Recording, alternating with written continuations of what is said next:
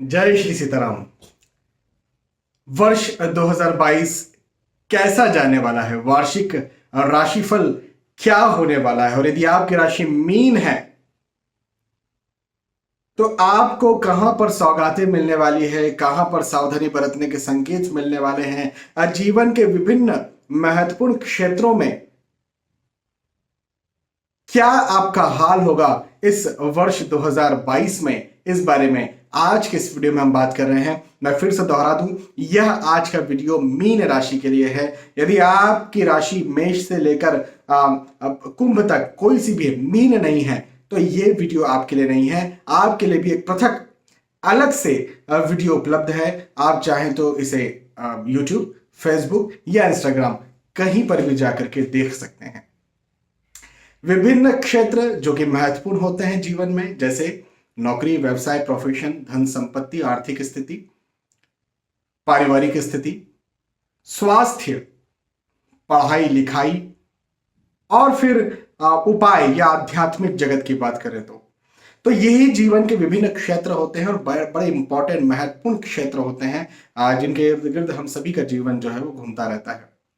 तो आप आगे बढ़ते हैं और एक एक करके हम सारे क्षेत्रों के बारे में बात करते हैं, विस्तार से बात करते हैं। लेकिन एक बात मैं आपको बता दूं कि यदि आपकी चंद्र राशि मीन है तो आपके ऊपर शनि सरस्वती अब आने वाली है। और शनि सरस्वती आने वाली है, खास तौर पर आपको शनि सरस्वती का प्रभाव वर्ष 2022 के मध्य से लगेगा। आपको मई, जून, जुलाई से आपको थोड़ा यह एहसास होगा कि आपके ऊपर शनि सरस्वती जो है वो आई है। अच्छा, शनि सरस्वती क्या एहसास दिलवाती है? बड़ा बड़ा भयानक शब्द है ना, बड़ा डरावना शब्द है शनि सरस्वती। डरने की कोई बात नहीं, मैंने इसके ऊपर भी वीडियो बनाया है। मैंने ये बताया है कि कई बड़े बड़ी उपलब्धियां जिन लोगों ने हासिल की है, उन लोगों को उस वक्त उपलब्धियां हासिल करते वक्त शनि सरस्वती चल रही थी और उसके बाद उन्होंने बड़ी बड़ी उपलब्धियां हासिल की हैं। तो शनि सरस्वती क्या हार्म करती है, क्या परेशान करती है? मैं हमेशा एक बात कहता हूं कि शनि सरस्वती हार्म करती है मेंटल पीस को, मानसिक शांति को। हाँ, मानसिक शांति को भंग करने का काम शनि सरस्वती करती है। इसके अलावा कोई प्रैक्टिकल इसका कोई बड़ा दिक्कत नहीं होता। कभी कभार देरी किसी कार्य में डिले हो रहा है, देरी हो रही है तो ये कर सकती है, प्रैक्टिकल दिक्कत नहीं होती। लेकिन हाँ, मानसिक जब हमें कहीं पीस हमारा खराब होता है या मेंटली हम डिस्टर्ब होते हैं तो कई बार हम हमारा जो कार्य कर रहे हैं उसको इफेक्टिवली नहीं कर पाते। और जब उस कार्य को इफेक्टिवली नहीं कर पाते तो उस कार्य में हम सक्सेस नहीं हो पाते। और जब सक्सेस नहीं हो पाते तो हम दोष दे देते शनि सरस्वती को कि शनि सरस्वती की वजह से इस काम को जो है सक्सेस नहीं मिली है।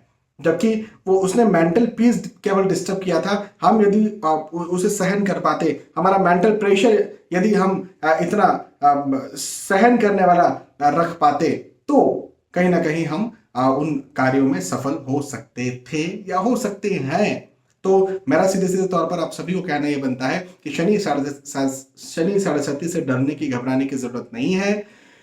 अपने आप को मजबूत बनाने की जरूरत है। केवल मानसिक तनाव, मानसिक प्रेशर को जो है वो सहन करने की जरूरत है। अदरवाइज तो आप उपलब्धियां हासिल कर सकते हैं। खैर, अब आगे बढ़ते हैं और नौकरी, व्यवसाय, प्रोफेशन के बारे में बात करते हैं। भाई, नौकरी, व्यवसाय, प्रोफेशन के दृष्टिकोण से ये वर्ष आपको नई उपलब्धियां दिलवाने वाला है। खास तौर पर मैं कहूंगा कि फरवरी, मार्च, अप्रैल, ये वाला जो वक्त है, ये वाला जो समय है, ये आप यदि नौकरी करते हैं तो आपको नए प्रमोशन दिलवाए, नई जिम्मेदारियां दिलवाए, आपको आगे बढ़ाए, धन में नई उन्नति दिलवाए, आपकी प्रतिष्ठा में, मान सम्मान में नई उन्नति दिलवाए, ऐसा दिखता है। यदि आप प्रोफेशन में हैं या आप व्यवसाय करते हैं तो आपके लिए भी ये वक्त नई उपलब्धियां हासिल करवाने वाला होगा। नए कहीं प्रोजेक्ट्स या फिर नया कोई बिजनेस या फिर नया कोई ऑर्डर या कोई नया एक्सपीरियंस दिलवाने वाला ये वक्त होगा, फरवरी, मार्च, अप्रैल। उसके बाद में भी आप उपलब्धि हासिल करेंगे, लेकिन शनि सरस्वती के प्रभाव की वजह से कहीं ना कहीं यह जिम्मेदारियां ज्यादा मिलने की वजह से या काम की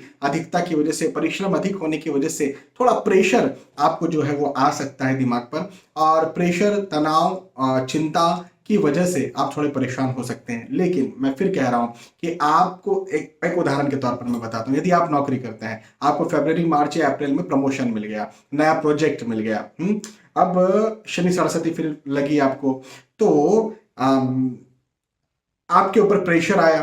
भाई यदि प्रमोशन मिला तो ऑब्वियसली आपको एक ओहदा आपका बड़ा, आपको नई जिम्मेदारी मिली, हाँ नई जवाबदारी मिली। अब नई जिम्मेदारी और नई जवाबदारी जो है वो प्रेशर तो देती ही देती है। हम्म तो यहां पर ये बात हुई कि यदि आपको प्रेशर आया तो निसंदेह है आप जो हैं वो परेशान हो सकते हैं, लेकिन बस बात यहीं पर है कि हमें परेशान नहीं होना है। आपको जो है वो मेहनत करते जाना है, पॉजिटिव एटीट्यूड के साथ मेहनत करते जाना है। मुझे आपकी सफलता, आप चाहे नौकरी करें, चाहे व्यवसाय करें, चाहे प्रोफेशनल हो, मुझे आपकी सफलता निश्चित तौर पर बनती हुई नजर आती है। ठीक है।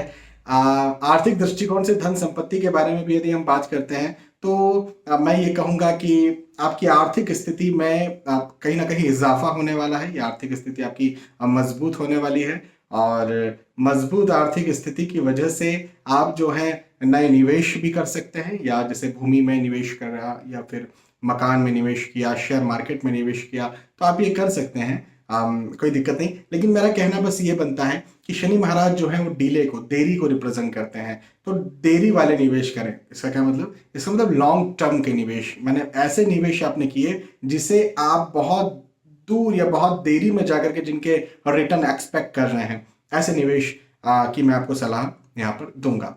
लेकिन हाँ, मैं ये जरूर कहूंगा कि ये वर्ष जो है आपकी नई उपलब्धियां, मैंने कहा प्रमोशन मिलेगा, मैंने कहा नया व्यवसाय या फिर नया ऑर्डर मिलेंगे, तो सीधी बात है ना, धन तो मिलेगा ही मिलेगा, तो वैसी स्थिति तो है ही। लेकिन कहीं पैतृक संपत्ति के आप हकदार हैं, या पैतृक संपत्ति की आप चाहत रखते हैं जो आपको लंबे वक्त से नहीं मिल पा रही थी, वो जरूर मिलेगी। लेकिन डीले डीले डीले या देरी इसमें थोड़ी सी आपको लग सकती है, पैतृक संपत्ति में खास तौर पर मैं बात कर रहा हूं। या कोर्ट केस लिटिगेशन में कहीं आप फंसे हुए हैं तो वहां पर भी आपको डिले या देरी का सामना करना पड़ सकता है। आपकी सफलता होगी, इसमें कोई दो मत नहीं है, लेकिन डिले और देरी के साथ हो, ऐसा बस मुझे दिखता है। तो चिंता की, मुझे ऐसी कोई चिंता की बात यहाँ पर नहीं दिखती है। आर्थिक दृष्टिकोण से ये वर्ष आपको क्रमशः मजबूत ही करता रहेगा।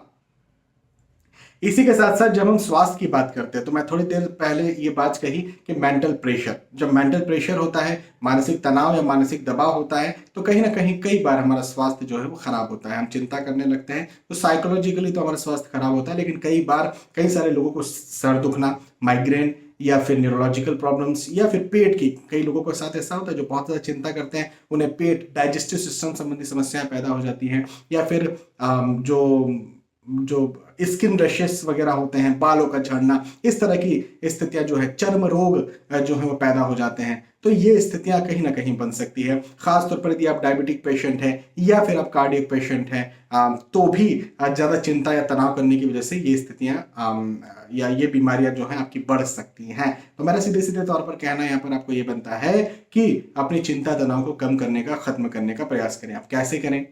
बोलना तो बड़ा आसान है, करना मुश्किल है। मुश्किल है क्या? मैं इस वीडियो के आखिर में आपको बताता हूं कि कैसे किया जाए, उपाय में हम बात करेंगे। उसके पहले अब हम बात करते हैं आर्थिक स्थिति की। हमने बात कर ली घर परिवार पारिवारिक स्थिति के बारे में। देखिए, पारिवारिक क्षेत्र में कहीं ना कहीं मतभेद आपको लग सकता है, खास तौर पर अप्रैल के बाद में। हम जून, जुलाई, अगस्त, ये वाला जो समय है, कहीं ना कहीं आपके मतभेदों को, मानसिक तनाव को, आर्ग्यूमेंट्स को पैदा कर सकता है। तो ये एक मुझे दिक्कत की बात दिखती है। आप सभी को चाहिए कि कहाँ, क्या, कैसा, किस प्रकार से बोलना है, अपनी बात को रखना है, ये थोड़ा सा आप देखें। क्योंकि अक्सर घर परिवार में क्या दिक्कत है भाई, वाणी की ही वजह से अधिकतर तो परेशानियां होती है।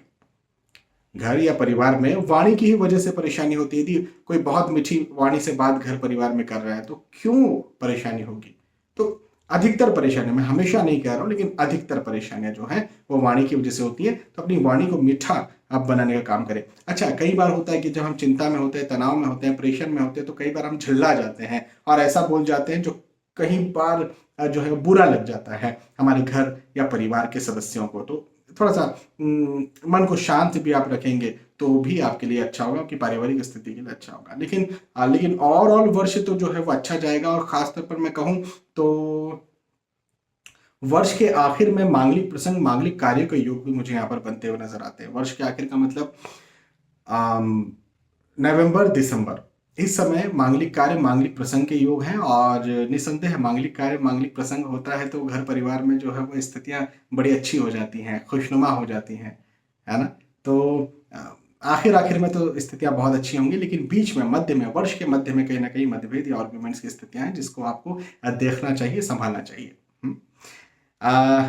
घर परिवार, पारिवारिक स्थिति, स्वास्थ्य के बाद अब हम बात करेंगे आपकी पढ़ाई लिखाई की। यदि आप पढ़ाई लिखाई करते हैं, प्रतियोगी परीक्षाओं की तैयारी कर रहे हैं, स्कूल में हैं, कॉलेजेस में हैं, तो देखिए सफलताएं तो मिलेंगी, इसमें कोई दो मत नहीं है, लेकिन चिंताएं भी मिलेंगी। मैंने आपसे कहा था कि चिंताएं या मूड स्विंगिंग या डिले या देरी या तनाव, हाँ, तो ये भी आपको जो है मिलेगा। लेकिन मेरा सीधे तौर पर कहना ये बनता है, मैं भी आपको उपाय देने जा रहा हूँ, यदि आप वो करते हैं तो चिंता, तनाव, एंजाइटी की स्थितियां बिल्कुल नहीं बनेगी, और बदले में आप अच्छी पढ़ाई कर पाएंगे। और पढ़ाई में मुझे उपलब्धि, सफलताएं तो जरूर से दिखती है। तो आप जिस भी प्रकार की, किसी प्रकार की एग्जाम आप दे रहे हैं, कोई सी भी प्रकार की पढ़ाई कर रहे हैं, उसमें मुझे आपकी सफलताएं जरूर से बनती हुई नजर आती है।